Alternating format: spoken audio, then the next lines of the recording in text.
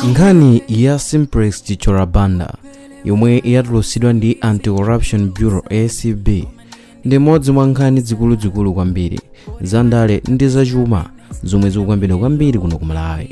Anthu ambiri akufuna kudziwa kuti kodi kwenikweni nchiyani chikuchitika, kodi ndalama zinatayika, kodi ndi ndale kapena pali umboni weniweni.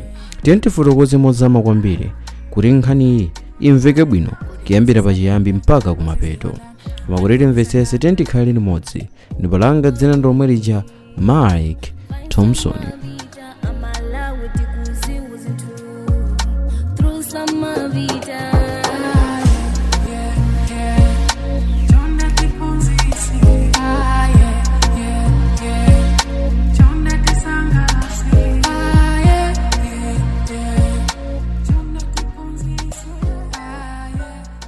Simplex Chitchula ndi mmodzi mwa andale odziwika kwambiri kuno ku Malawi.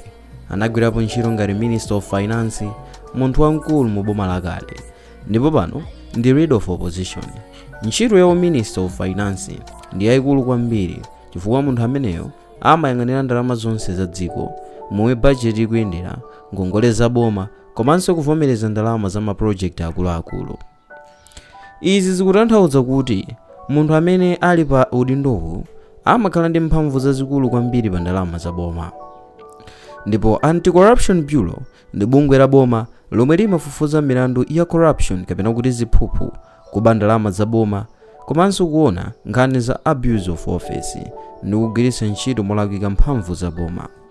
Ngati ACB yapeza umboni wokwanira, imatha kufufuza munthu, kumanga munthu kapena kupita naye ku khoti. Choncho pamene ACB yatulutsa nkhani iyi, anthu ambiri ayamba kuona kuti nkhani ndi yayikulu kwambiri. ACB ikuti nthawi yomwe Chitchula anali Minister of Finance anavomereza ndalama pafupifupi 29.4 billion kupita ku ntchito ya ma mega farms project, koma ACB ikuti ndalama zimenezi sizinatsatire malamulo oyenera, panalibe justification yokwanira, ndipo ndalama zina zinatuluka kunja kwa budget yovomerezekayo. Apa ndiyepo kukwera mawu akuti extra budgetary funding. Mwina timvetsese bwinobwino. Extra budgetary funding ichi ndi chimodzi mwa zinthu zofunika kwambiri kumvetsa pa nkhani. Nthawi zonse boma limakhala ndi national budget. Budget imeneyi imasonyeza ndalama zomwe dziko lilandire, ndalama zomwe zigwiritsidwe ntchito ndi ma project onse omwe avomerezedwa. Budget imapita ku parliament kuti aphungu akakambirane ndipo avomereze. Koma extra budgetary funding imatanthauza kuti ndalama zomwe zaperekedwa kunja budget yomwe parliament inavomereza. Izi nthawi zina zimachitika ngati pali ngozi, njala, disaster kapena emergency. Koma ngati ndalama zazikulu zikutuluka popanda njira zomveka bwino, anthu amayamba kufunsa kuti kodi ndani anavomereza, nchifukwa chiyani, kodi malamulo anatsatidwa? Apa ndi pamene ACB ikuti pali vuto. Green Belt Authority ndi bungwe lomwe limayang'anira ntchito zina za irrigation kapena kuti ulimi waukulu. Mega Farms Project inali lingaliro loti Malawi ipange ulimi waukulu, kulimbikitsa food security, kuonjezera chimanga ndi zokolola zina, komanso kupanga ntchito kwa anthu. Lingaliro lake linali labwino kwambiri chifukwa Malawi nthawi zambiri imavutika ndi njala, kusintha kwa nyengo ndi kuchepa kwa zokolola. Boma linafuna kupanga mafamu akuluakulu, irrigation system ndi ulimi wa makono. Koma maproject akuluakulu ngati awa nthawi zambiri amakhala ndi ndalama zambiri, macontract akulu ndi chiopsezo cha corruption.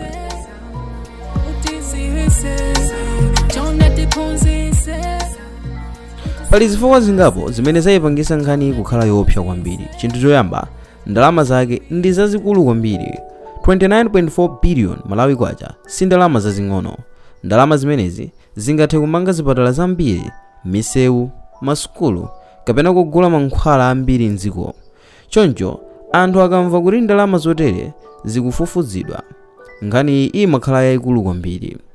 Chinthu chachiwiri, ikukhoza munthu wamkulu wa ndale, Leader of Opposition, ndi munthu wamkulu kwambiri mdziko.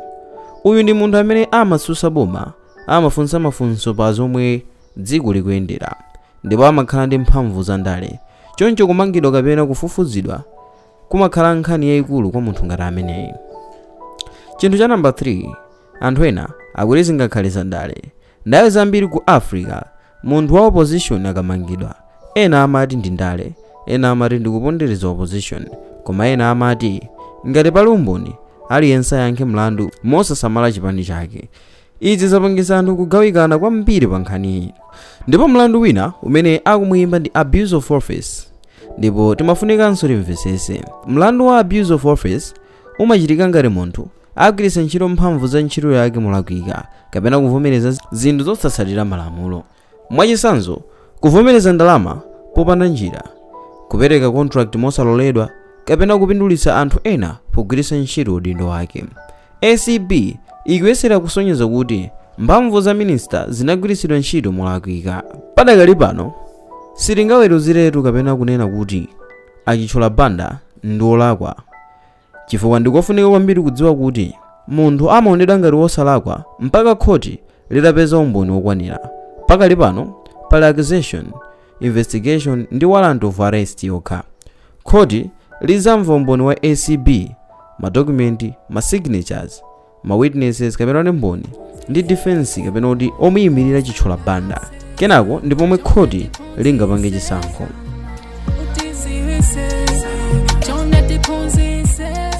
Pali zinthu zingapo zomwe zingachitike chifukwa chonena kuti ACB padakali pano yapeza arrest warrant, ndiye kuti chitchula banda akhoza kumangidwa ndi kupita naye ku khoti. Komanso chinthu china akhoza kulandira belo ngati angapemphe belo, ndipo khoti lingamulole kukhala kunja mpaka mlandu uthe. Ndipo chinthu chachitatu, trial yayitali. Milandu ya corruption nthawi zambiri imatenga nthawi yayitali kwambiri chifukwa madokumenti amakhala ambiri, ndalama zimakhala zambiri, ndi anthu amene amaperekera umboni amakhalanso ambiri. Chinthu cha namba 4, nkhani ikhoza kusintha ndale, kukhoza chisankho kapena kusintha mmene anthu amaonera opposition ndi boma. Anthu ambiri agawikana m'magulu awiri. Gulu loyamba likuti corruption iyenera kufufuzidwa mosasamala kuti munthu ndi ndani. Gulu lachiwiri likuti izi zikhoza kukhala za ndale chifukwa munthu ameneyo ndi wa opposition kapena kuti wosusa.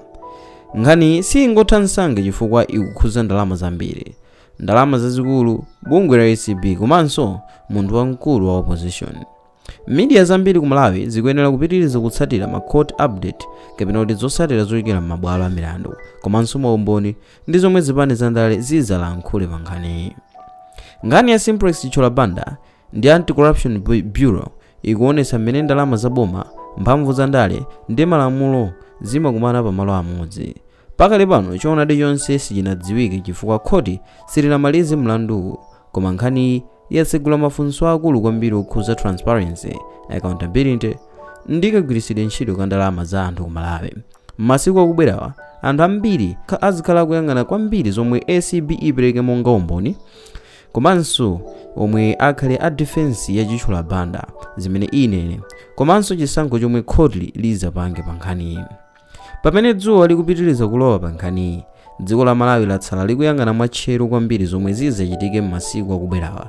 Nkhani ya Simplex chitchula banda ndi Anti-Corruption Bureau si nkhani yachibadwa ayi, ni nkhani yomwe yatsegula zitseko za mafunso akuluakulu zokhuza mphamvu za ndale, kugwiritsa ntchito ndalama za boma komanso tsogolo la chilungamo m'dziko.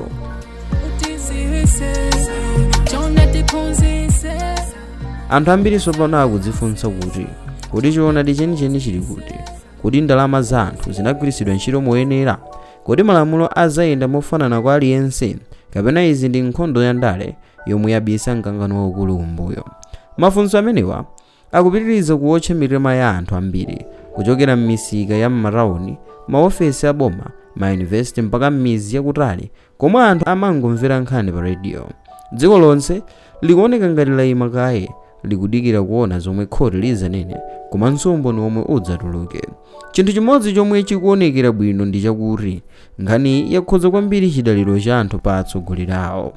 Anthu ambiri ayamba kuganiza mozama za momwe ndalama za msonkho zimayendera. Ena akukumbukira mavuto amene dziko limakumana nawo tsiku ndi tsiku, zipatala zopanda mankhwala, masukulu osakwanira, njala m'madera ena, kusowa kwa ntchito kwa achinyamata, komanso kukwera kwa mtengo wa moyo. Choncho anthu akamva za mabiliyoni ambiri akutchulidwa mu nkhani ya corruption zimawakhuza kwambiri mu mtima, chifukwa ndalama zimenezo anthu ena amadziona ngati ndalama za mankhwala, ndalama za misewu, ndalama za fertilizer, kapena ndalama zomwe zikanathandiza miyoyo ya anthu ambiri osauka.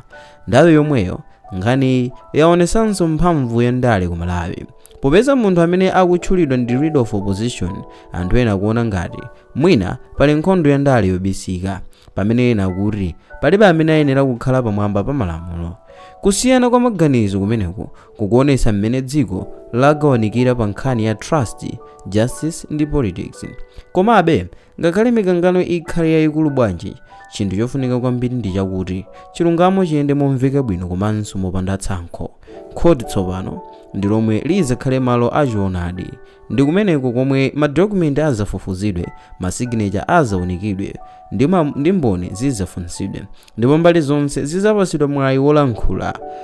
Pakadali pano palibe amene ayenera kuweruzidwa asanamalize mlandu, koma nthawi yomweyo anthu akufuna kuona kuti malamulo akugwira ntchito zenizeni osati kungolankhula. Nkhaniyi ikhoza kukhala chiyambi chakusintha kwakukulu, kapena chitsanzo china chomwe chingoonesa mmene ndale zimamenyanirana ku Africa. Zonse zizadalira mphamvu ya umboni, kuyima kwa khoti pa chilungamo, komanso momwe mabungwe a dziko azachitire ntchito yawo.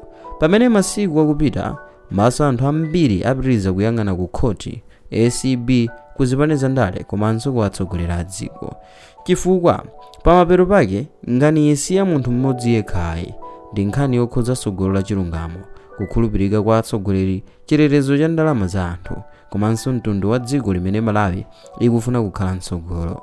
Ndipo mpaka choonadi chonse chitaonekera poyera, dziko lizapitiriza kukhala chete mokayikira, likudikirira, likuyang'ana, ndipo likufunsa funso limodzi lalikulu kwambiri: kodi chilungamo chenicheni chidzapambana, kapena mphamvu za ndale zidzalankhula kwambiri kuposa choonadi? Awo ndi amodzi mwa mafunso amene Amalawi ambiri ali nawo. Sindikudziwa kuti inu muli ndi limodzi lili mwa mafunso awa. Ikani mafunso komanso maganizo anu kudzera mu comment section kuti tionane komanso timve maganizo anu. Tipitirize kukhalira limodzi komanso kusatira mavidiyo osiyanasiyana pano pa Sam Mavita YouTube channel.